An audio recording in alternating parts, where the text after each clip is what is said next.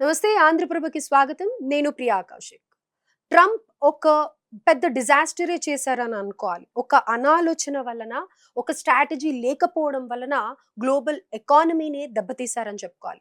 అయితే ప్రతిసారి తన మాటని మార్చేస్తూ ఒక్కొక్కసారి ఒక్కొక్క విధంగా ప్రెస్ కాన్ఫరెన్స్‌లో కూడా కనిపిస్తూ ఉన్న ట్రంప్ ఇప్పుడు నాటో దేశాలతో నాకెలాంటి సంబంధం లేదు. అసలు మీ ఆయిల్ మీరే తెచ్చుకోండి అని చెప్పి కూడా మనం ఒక లెటర్ గురించి మాట్లాడాం. అసలు ట్రంప్ ఏం ఎక్స్‌పెక్ట్ చేస్తున్నాడు ఇతర దేశాల నుంచి? ఎందుకని ఇప్పుడు క్విట్ చేస్తున్నాడు? ఏం అవసరం లేదు అన్న మాట ఎందుకొచ్చింది అనేది పూర్తి వివరాలు తెలుసుకుందాం. ప్రస్తుతం మనతో పాటు retired wing commander Valluri Shyam Prasad గారున్నారు. వారితో మాట్లాడదాం. హలో సార్, నమస్తే. నమస్తే మేడం.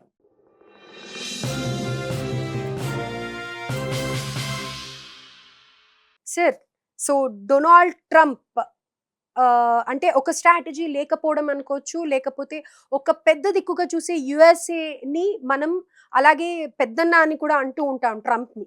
సో అలాంటి ట్రంప్ ఒక్కొక్కసారి ఒక్కొక్కలాగా మాట్లాడడం అండ్ మొత్తం గ్లోబల్ ఎకానమీయే ఇప్పుడు అవస్థ పడే సిట్యుయేషన్‌కి తీసుకొచ్చిన ట్రంప్ ఇప్పుడు నాటో దేశాలతో సంబంధం లేదు అని చెప్పడం ఎంతవరకు కరెక్ట్? అసలు ఆయన ఏం ఎక్స్‌పెక్ట్ చేశారు అని అంటారు? ముందుగా మేడం మీకు మన ప్రేక్షకులందరికీ నమస్కారములు. ఆహ్, మీరన్నట్టుగా అమెరికా ఒక పెద్దన్న వ్యవహారం చేస్తుండడం దీంట్లో స్పష్టంగా కనిపిస్తోంది. నిన్న ఆయన union state of the union అడ్రెస్‌లో కూడా వాళ్ళ ప్రజలకిచ్చిన అడ్రెస్‌లో కూడా తెలిసింది ఏందయ్యా అంటే, నేను చాలా గొప్పగా చేస్తున్నాను. మన దేశం చాలా గొప్పగా ఉంది. ఆయన ప్లాంకే మెగా గదా! Make America great again. So, హ్మ్. మెగా ప్రకారంగానే మాట్లాడారు తప్పితే, ప్రపంచం ఎంత అల్లకల్లోలమైపోతుంది. తను తీసుకునే చర్యల వల్ల, తను మాట్లాడే మాటల వల్ల ఎంత ఆయిల్ సంక్షోభం ప్రపంచ దేశాలు ఎదుర్కొంటున్నాయి. కేవలం నాటో దేశాలే కాదు అన్న విషయం తన దగ్గర పూర్తి అవగాహన ఉన్నా కానీ, తను అనుకున్న విధంగా మీరన్నారు కదా! పెద్దన్న వ్యవహారం చేస్తున్నారు. ఎవరి మాటలు పట్టించుకోకుండా. Yes sir. సో, ఈ ఈ వ్యవహారంలో ఏం జరుగుతుందంటే, నిన్న తను యూనియన్ అడ్రెస్‌లో గూడా స్టేట్ ఆఫ్ ది యూనియన్ అడ్రెస్‌లో కూడా ఏం చేశారంటే, మొత్తం ఎక్స్‌ప్లెయిన్ చేశారు. నేను మొదట 4-6 వారాల పాటు నేను యుద్ధం చేస్తానన్నారు. నిన్న మళ్ళీ దాన్ని 2, 3 వారాలని ఎక్స్‌టెండ్ చేశారు. అంటే మనం 8 వారాలు అనుకోవచ్చు. ఎందుకంటే ఇప్పుడు ఆల్రెడీ ఐదో వారం అయిపోవచ్చింది. సో, తను చేసిందేంది? తన లక్ష్యాలేంటి? అవన్నీ నేను సాధించాను అంటాడు. ఏం సాధించాడని? న్యూక్లియర్ ఇరాన్‌ని ధ్వంసం చేయాలి. వాళ్ళ దగ్గరున్న న్యూక్లియర్ కేపబిలిటీని ధ్వంసం చేశాను అని తనని స్వయంగా ప్రకటించుకున్నాడు.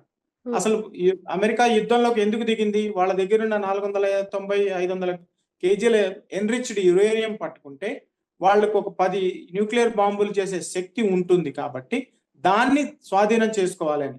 అది స్వాధీనం అయిందా మనకు ఓపెన్ సోర్సెస్‌లో లేదు. ఒకవేళ స్వాధీనం అయ్యుండొచ్చేమో. ఎందుకంటే ఇవన్నీ టాప్ సీక్రెట్ ఇన్ఫర్మేషన్ కాబట్టి వార్ అయిపోయిన తర్వాత వాళ్ళు విన్నర్ రైట్స్ హిస్టరీ గదా! విన్నర్స్ చెప్పినట్టు మనం వినాల్సిందే. ఇరాన్‌లో తీవ్ర సంక్షోభంలో ఉంది. మొత్తం మిడిల్ ఈస్ట్ అంతా గగ్గోలు పడిపోతుంది. ఆయిల్ సంక్షోభం ఎదుర్కొంటున్నాము. దానికి అతనేం పట్టటం లేదు. మీరు పోయి మీ ఆయిల్ తెచ్చుకోండి అన్నాడు. అంటే ఏంది? బేసిక్‌గా నాటోలో ఉన్న 32 దేశాల్ని బెదిరిస్తున్నాడు. తను హ్మ్. ఈ రోజే కాదు, ప్రెసిడెంట్ కాకముందే 1988లో కార్జ్ ఐలాండ్ అంటాం కదా! కార్గ్ ఐలాండ్ అంటాం లేదా ఫోర్బిడెన్ ఐలాండ్ అంటాం కదా! దాన్ని స్వాధీనం చేసుకోవాలి అని ప్రకటించిన వ్యక్తి తను. తనకొక క్లియర్ కట్ ఐడియాస్, థాట్స్ ఉన్నాయి. దాని ప్రకారంగానే అతను తన చర్యల్ని కొనసాగిస్తున్నాడని అనుకుంటున్నా. ఇందులో ఆయన పర్సనల్ టీమ్‌లో అడ్మినిస్ట్రేషన్‌లో ఉన్న Marco Rubio wants that Iran will not become a nuclear power అని చెప్పి మెన్షన్ చేశారు. ఏంటది? అంటే వాళ్ళ సెక్రటరీ చెప్పిన ప్రకారం వాళ్ళ లక్ష్యాలు ఏమి ఎంచుకున్నారు? ముందు న్యూక్లియర్ కేపబిలిటీని ధ్వంసం చేయాలి. ఇరాన్‌కున్న న్యూక్లియర్ కేపబిలిటీని ధ్వంసం చేయాలి అని ఒక వార్ ఎయిమ్‌గా పెట్టుకున్నారు. దానికి తనేమంటాడు సెక్రటరీ, అది సాధించాము. ఇంక వాళ్ళు ఇప్పుడు ప్రెసిడెంట్ నిన్న అన్న మాటల్లోనే we have sent them back to stone ages అన్నాడు. అంటే వాళ్ళని 40, 50, 60 ఏళ్ల క్రితం వెనక్కి పంపించేసాను వాళ్ళ కేపబిలిటీ అని. అది హ్మ్. ఆన్ గ్రౌండ్ ఎవరైనా ఇండిపెండెంట్ యునైటెడ్ నేషన్స్ గాని, లేదా ఇండిపెండెంట్ వాళ్ళు చూస్తే గాని మనం క్లారిఫై చేయలేం గదా! Iran okay. ఒక తట్టు దానికి పోరాడుతూనే ఉన్నది. ఇజ్రాయెల్ ఒక తట్టు తను గెలిచానని ప్రకటించుకుంటున్నది. అమెరికన్ ప్రెసిడెంట్ ఆల్రెడీ ప్రజల ముందుకొచ్చి స్పష్టంగా ప్రకటించారు. నా యుద్ధ లక్ష్యాలన్నీ నెరవేరాయని. సో, హ్మ్. దీన్ని ఫాగ్ ఆఫ్ వార్ అంటారు. ఎవరు క్లారిటీగా చెప్పటం లేదు. క్లారిటీగా ప్రపంచానికి తెలిసిందేంది? బారెల్ ధరలు పెరిగిపోయినాయి. ఆకాశానికి అందుకుంటున్నాయి. సామాన్య ప్రజలు అల్లాడిపోతున్నారు. ఇరాన్ ప్రజలే గాదు, ఇజ్రాయెల్ ప్రజలే గాదు, అమెరికన్ ప్రజలే గాదు, మొత్తం ప్రపంచం. ముఖ్యంగా బాధపడేదెవరు? వెస్ట్ ఏషియా వాళ్ళు, హ్మ్. ఇండియా వాళ్ళు, చైనా వాళ్ళు. వాళ్ళు మన గురించి పెద్ద పెద్ద విశ్లేషకులు అప్పట్లో ఏమన్నారు? అసందర్భం కాదనుకుంటే చెప్తాను. ఆపరేషన్ సింధూర్ అప్పుడు. 4 రోజుల్లో ఎందుకు ముగిచ్చేశారు అన్నారు. ఈ రోజు ఏమైంది? అతిపెద్ద దేశము ఒక చిన్న దేశానితో పోరాడుతూ 35 రోజులు కూడా యుద్ధం తేల్చలేకపోతోంది. అంటే ఏమిటి? ఒక క్లియర్ కట్ లక్ష్యం లేకుండా ప్రపంచం మీద పెద్దన్న వ్యవహారం చేయడమే తప్ప ఇంకోటి లేదు కదా! రైట్. అండ్ ఇంకొక పాయింట్ ఏంటంటే UAE after disturbing Iran's financial network consider forcing the strait of Hormuz open. చూడండి ఎంత విచిత్రం ఏంటంటే స్ట్రెయిట్ ఆఫ్ హార్మోస్ ఓపెన్‌గా ఉన్న స్ట్రెయిట్ ఆఫ్ హార్మోస్‌ని 35 రోజుల తర్వాత యుద్ధం చేసి మళ్ళీ తెరిపించడం ఏంటి? The strait of Hormuz was open already. It was closed. It has been made to close because of the war. ఇప్పుడు ఇప్పుడు నిద్రపోతున్న వాడిని లేపగలుగుతాం. నిద్ర నటిస్తున్న వాడిని ఇప్పుడు తెరిచిన హార్మోస్‌ని మూసేసిన ఘనత ఎవరికి చెందాలి? ట్రంప్ గారికే చెందాలి. ఇజ్రాయెల్‌కే చెందాలి. 170 మంది చిన్నపిల్లలు ఉన్న స్కూల్ మీద అటాక్ చేసి అతిపెద్ద దేశం అనుకున్న వాళ్ళు మీ దగ్గర అసలు కోఆర్డినేట్స్ సరిగ్గా లేవా? మీ యుద్ధ విమానాలు కోల్పోతున్నారు. మీ యుద్ధ హెలికాప్టర్లు కోల్పోతున్నారు. అతిపెద్ద అవాక్స్ కోల్పోయారు. మీరు యుద్ధం ప్రకటించుకుంటే దీన్ని పెద్దని వ్యవహారం తప్ప ఇంకేమంటాం? న్యూక్లియర్ ఏమన్నా ప్రూఫ్ దొరికిందా? న్యూక్లియర్ కేపబిలిటీ డెసిమేట్ అయింది అని. ఇరాన్ ఏం చెప్తోంది? మేము మొదటి నుంచి చర్చల్లో సిద్ధంగా ఉన్నాము. ఆపరేషన్ ఎపిక్ ఫ్యూరీ ముందు గాని, ఆపరేషన్ లయన్స్ రోర్‌కి ముందు నుంచి వాళ్ళు చెప్తున్నారు. అది వీళ్ళు వినలేదు. తను ఈ రోజు ఏం చేశాడు?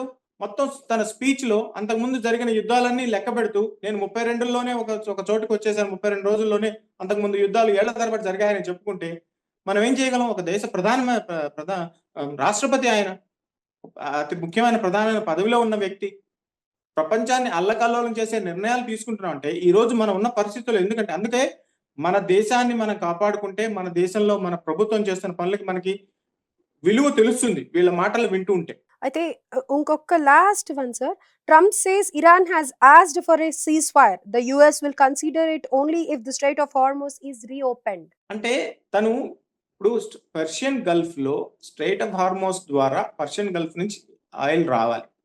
పర్షియన్ గల్ఫ్‌లో ఉండేవన్నీ మిడిల్ ఈస్ట్ కంట్రీస్. అవన్నీ ఇరాన్‌తో సహా ఖతార్ గాని, బహ్రెయిన్ గాని, యూఏఈ గాని, సౌదీ అరేబియా గాని, కువైట్ గాని ఇవన్నీ కూడా అక్కడ మొత్తం కేపబిలిటీ అంతా కార్జ్ ఐలాండ్‌లో ఉన్న దాన్ని మొత్తం 40% ఇరాన్ మొత్తం ఎక్స్‌పోర్ట్ చేసేదే కాకుండా 90% తన ఆయిల్ రిసోర్సెస్ అన్నీ అక్కడున్నాయి. అవన్నీ స్ట్రెయిట్ ఆఫ్ హార్మోజ్ నుంచే రావాలి. స్ట్రెయిట్ ఆఫ్ హార్మోజ్ మూసివేస్తే ఎక్కువ దెబ్బ తగిలేది ఇరాన్‌కి, మిడిల్ ఈస్ట్‌కి, తర్వాత ఇండియా, చైనాకి. అమెరికాకి ఏమీ జరగదు. నిన్న ఈరోజు ఆయన స్పీచ్‌లో అన్నట్టుగా అతి పెద్ద ఆయిల్ ప్రొడ్యూసింగ్ కంట్రీ అమెరికా. ఏమన్నాడు? రష్యా, సౌదీ అరేబియా కలిపినా కూడా మేము అతి పెద్దది అన్నాడు. కాబట్టి ఎవరి కోసం యుద్ధం చేసినట్టు? ప్రపంచాన్ని అల్లకల్లోలపరచడానికా? తన గొప్పదనం చూపించుకోవడానికా? తన దేశం ఎదుగుతూ ఉంటే ఇది మిగతా దేశాలని అణిచివేయడానికా? ఇరాన్ ఏం చేసింది? తనను తను కాపాడు కోసం చుట్టుపక్కల ఉన్న అమెరికన్ బేసెస్‌లని ధ్వంసం చేసింది. ఇప్పుడు ఆ పరిస్థితులన్నీ తిరిగి రావాలంటే ఎన్నేళ్లు పట్టొచ్చు? ఎంత నష్టం జరుగుతోంది? సామాన్య ప్రజలు ఇప్పుడు మన ఇండియా ఎక్కడో దూరంగా ఉండే ఇండియాలో మనం ఎంత కష్టపడుతున్నాం? మనకి గ్యాస్ సిలిండర్ రేట్లు పెరిగిపోయినాయి. పెట్రోల్, డీజిల్ రేట్లు పెరిగిపోయినాయి. ఒక మూర్ఖమైన తనను తాను గొప్పదేసుకోవడానికి, తన దేశాన్ని ముందుకు తెసుకోవడానికి, ప్రపంచాన్ని అల్లకల్చడానికి ఎప్పటినుంచో వీళ్ళు సామ్రాజ్యవాదం అంటాం కదా! వీళ్ళు ఎప్పటినుంచో కూడా చేస్తున్న పనులివి. అంతకుముందు ఒక కొన్ని శతాబ్దాల క్రితం ఫ్రాన్స్ చేసింది. తర్వాత బ్రిటన్ చేసింది. ఇప్పుడు అమెరికా చేస్తోంది. రైట్. సో ఓవరాల్‌గా ట్రంప్ ఉద్దేశ్యం ఏంటంటే వెనిజులా పైన ఎలా అయితే గెలిచామో ఒక కేక్ వాక్ లాగా అయిపోయిందో వారంతా. సో ఇప్పుడు ఇక్కడ ఇరాన్‌లో కూడా అంతే సులభంగా అయిపోతుంది అని ఎక్స్‌పెక్ట్ చేశాడు. కానీ అది స్ట్రాటజీ అసలు వర్కౌట్ అవ్వలేదనే చెప్పుకోవాలి. Right. Thank you sir. Thank you so much for your beautiful analysis. Thank you. Thank you ma'am.